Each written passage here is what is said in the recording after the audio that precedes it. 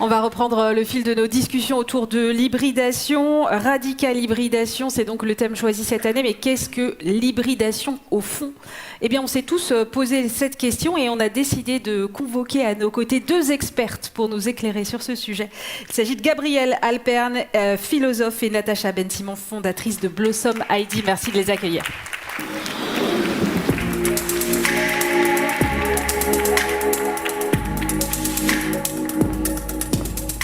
Bonjour mesdames, bienvenue. Je vous en prie, installez-vous où vous voulez.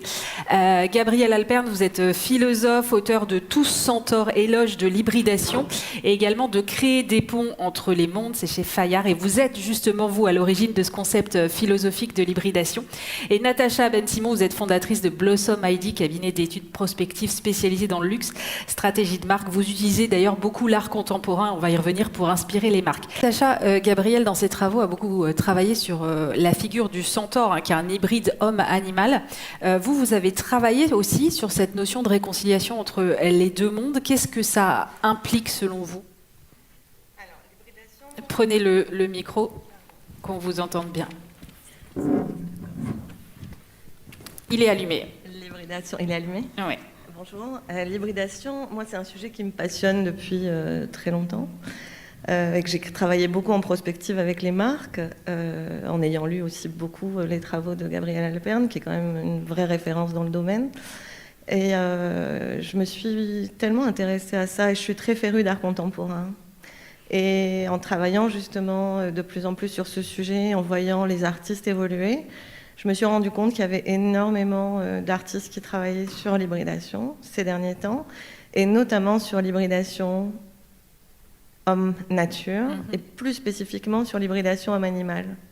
Et ça m'a complètement fascinée, donc j'ai commencé à les interviewer et à mener pas mal d'interviews, et je me suis rendu compte d'une chose aussi, c'est qu'il y a un mot qui revenait beaucoup, c'est le terme humilité. Humilité, étymologiquement, ça vient d'humus, c'est à terre. Donc c'est une manière aussi de remettre l'homme à sa juste place, c'est-à-dire en tant que vivant, parmi les autres espèces vivantes qui font partie d'un tout, où tout est relié, interdépendant, horizontalisé. Il y a autre chose aussi dans le fait d'hybrider. Quand ils hybrident l'homme et l'animal, ces artistes ont une volonté de sortir du binarisme. Le binarisme, c'est sortir de cette coupure, de cette séparation justement, mais aussi de cette hiérarchie entre l'homme et la nature, entre l'homme et l'animal, entre l'homme et la femme, entre le matériel et le spirituel, entre l'imaginaire et le rationnel, entre le cerveau droit et le cerveau gauche, plein de choses. Hybrider l'homme et la nature, c'est aussi une volonté d'être dans la reliance. Et ça, c'est hyper intéressant par rapport à tous ces concepts utilisés. La reliance, c'est une manière de faire que tout s'entrecroise, tout s'entremêle en fait. On est dans un tout relié, harmonieux, comme ça, qui fait qu'on rassemble, on réunit, on réconcilie quelque chose aussi qui fait qu'on est dans le « et » non plus dans le « ou ». C'est ça l'hybridation aussi. Et il y a quelque chose de très joli dans l'hybridation, c'est qu'on intègre la complexité. Et la complexité, Edgar Morin, il avait une manière très jolie d'en parler, très poétique, parce qu'il revenait à son étymologie. Et complexus, ça veut dire tisser ensemble, ça veut dire embrasser, ça veut dire créer de nouvelles associations, de nouveaux assemblages, de nouvelles choses. Donc les artistes, quand ils hybrident, ils sont des véritables tisserands. Et juste une dernière notion, c'est une notion intéressante, c'est que l'hybridation, pour moi, c'est la métamorphose évidemment, mais c'est la transformation. Et à travers la transformation, on a quelque chose qui relève justement de la transculturalité, de la transidentité, du transfrontière, de transcender. Et le trans, ça veut dire le passage, c'est la traversée. Donc en fait, hybrider, c'est une manière de faire du trans, de faire du transgenre, de passer d'ici à là, de passer outre, de passer au travers, de dépasser, et peut-être d'oser dépasser les limites, les barrières, les carcans, toutes ces choses à un moment donné qui font qu'on est peut-être enfermé dans des systèmes. Et la génération Z, elle a ça. Elle hybride tout, elle transversalise tout, elle horizontalise tout, et elle a cette manière justement de créer quelque chose de très en hybridant, de créer un monde complètement déconstruit qui fait que c'est porteur. Alors on parlera de la génération Z Donc je vais vous parler de l'hybridation justement homme-animal dans l'art contemporain. Un petit clin d'œil historique quand même, parce qu'à l'ère paléolithique, il y a la grotte des Trois Frères en Ariège, où on trouve des thérianthropes. Les thérianthropes, c'est la représentation d'un être qui est mi-animal et mi-humain. Et on ne le voit pas là, parce que je pense que je n'ai pas exactement les images que je voulais, mais ce n'est pas très grave. On a une figure qui s'appelle le chaman dansant. Voilà, donc non, c'est pas grave, vous le verrez pas, vous le regarderez peut-être autrement à un autre moment.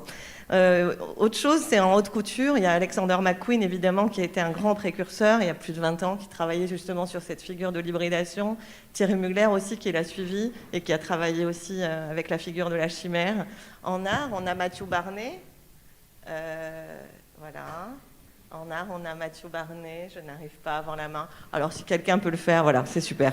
On a Matthew Barney qui était aussi pionnier. Et ce phénomène, aujourd'hui, il se répand de plus en plus en art contemporain, où on a plein d'artistes qui travaillent sur ce thème de l'hybridation homme-animal, mais peut-être d'une autre manière. Là, on voit avec Matthew Barney et Kate Clark qu'on a des figures d'humains sur des corps d'animaux. Et on va voir qu'aujourd'hui, ça va être un petit peu différent ce qui se passe. Miss Van, est-ce que je peux avoir... Voilà, super. Miss Van, c'est une artiste qui vient du street art et qui peint des murs au pinceau depuis plus de 30 ans et qui travaille justement sur la figure de l'hybride depuis toujours et de cet hybride homme-animal. Et avec le masque, justement, elle va intégrer de la complexité, de l'altérité, de la dualité, parce qu'elle se sert du masque justement pour apporter du mystère, mais aussi plus de force, plus de puissance et plus d'énergie. C'est un peu la force du masculin qu'elle intègre dans ce féminin avec le masque et avec cette hybridation. Dans son évolution, il y a quelque chose de très intéressant, c'est qu'on voit qu'elle se sépare, qu'elle se dépare de plus en plus de tout ce qui relève d'artifice. Le costume, Natacha, rapprochez bien tout le ce micro qui est lié aux vêtements, tout ce qui est lié aux accessoires, pour ne se servir que d'éléments naturels, organiques, qui vont faire office de parure. Est-ce que je peux avoir l'autre diapositive ?